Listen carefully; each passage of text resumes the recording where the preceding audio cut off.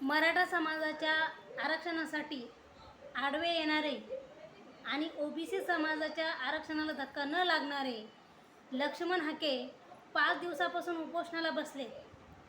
मला सांगा, तुमच्या ओबीसी समाजाला 50 वर्षापासून आरक्षण आहेत आणि आमचा मराठा समाज 50 वर्षापासून आरक्षणापासून वंचित आहेत.